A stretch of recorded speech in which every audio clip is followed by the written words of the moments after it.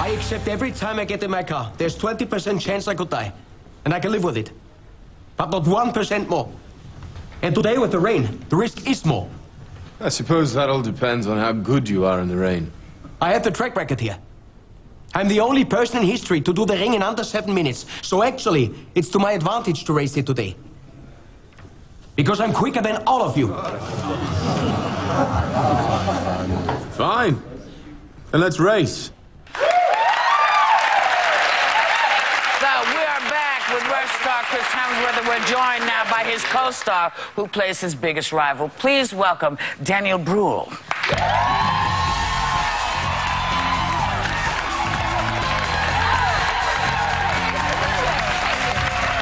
Nice to meet you. Pleasure.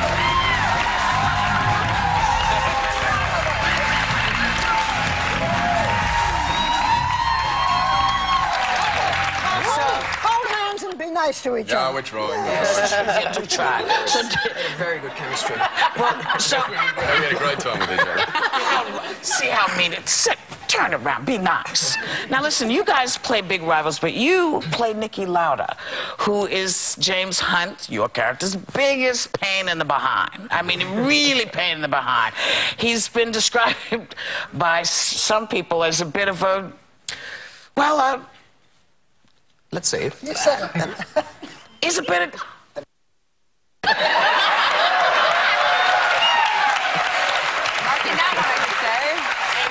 Don't worry about the rest of the program. They just took us off the air. But I'm told that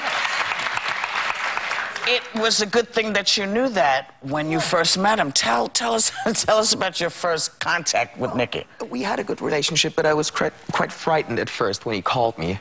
And I will never forget that. He called me 6 o'clock in the morning, and he's Austrian, so he has a strange accent. And he said, well, I guess we have to meet now. And I said, Niki, that would be good. And he said, okay, come to Vienna, but just bring hand luggage. In case we don't like each other, you can piss off right away. Yes, you're right. He is a little... A little bit in him. You know what? It's so funny because Niki Lauda had this focus as opposed to James Hunt, who was just fly by the seat of his pants. But the movie leads up to the 1976 Grand Prix race, and in that, I got to read it because it was in Germany. And your character, Niki Lauda, he was in a near-fatal car crash. And as I remember from the movie, the car hit the wall, it burst into flames, then it bounced back on the track, and it was hit by 2 other cars. And then Niki Lauda was stuck in that car for like almost, it was like 45 seconds, where like extensive lung damage, breathing in the flames. Now, Niki Lauda, he saw the movie. He didn't remember any of that happened. It was just watching it was, whoo. What did he think of it when he saw the movie? Well, he was very touched and cried. And the third time he saw it in London when he saw the web premiere. Times. Yeah, and it was strange for me to see him watching the movie. Right. It was a very intense moment for me too. And he couldn't sleep that night after the premiere because he was so touched to relive these moments and seeing himself, but from outside.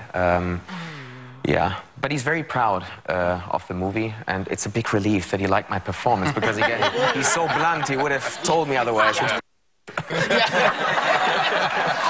the driving. How much driving did you actually have to do? We talked about it a little bit. How much driving did you have to do? Did he tell you that I had an accident in my Ferrari? No, he didn't. And that I'm still not sure if it was him who... He assumes there's some sabotage. This is his, It was the Ferrari paranoia. race car, yes. The wheel came off. Yeah. Yeah, Wow. I made a So- spin, and I was really concerned for 2 or 3 seconds, and then I realized... We were worried. You were bouncing on the axle like this. Yeah. But you, thank goodness you were not hurt. No. So you really had to learn what it was like, emotionally as well as physically. Absolutely, yeah. And I mean, we drove Formula 3 cars, but still, they're very fast race cars. Yeah. But we also had some original cars, which are worth 2 or 3 million. I have to ask you guys because the crash scenes were insane. Yes, because, you know, usually you can see a little bit of an edit or you see where something is... It was seamless.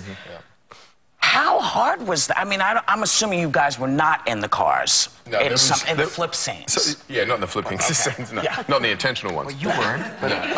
You were in a crash, yeah. My guy didn't crash. But there was a combination of the archive footage intercut with the precision drivers doing these incredible stunts, and then you know, the nature of the shoot was, you know, it was fast-paced and wanted to be like, quick, jump in the car. They'd mount cameras all over the car, cameras in our helmet that would, like, focus on the pupil dilating and then whip around the track. And so you have this great, organic, you know, incredibly real imagery, unlike anything I think they've got before. So, Daniel, you spent hours in the makeup chair to look like Nicky after the crash, but you were jealous of Chris when you saw the No, because, you know, I was picked up at 3 a.m.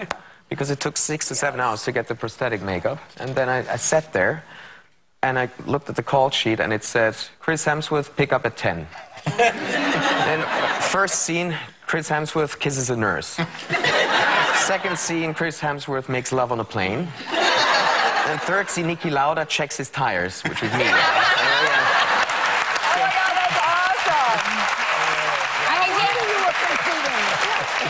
It helped our rivalry. I'd walk in and say, morning, mate, and he'd be like... Daniel, you had a successful career in the film, which I love, Inglourious Bastards. What an amazing film. That really did change your life. Would you agree? It did, yeah. Quentin, I mean, it was an opportunity for all of us, especially Christoph Waltz, but all the German actors. I mean, it was a huge opportunity and was my first step into, you know, getting in touch with great American contact you again?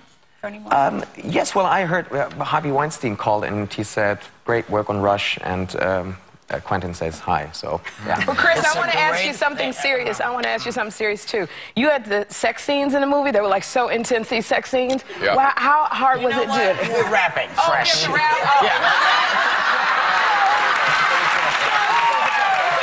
giving many thanks to Chris Hemsworth and Daniel Brühl.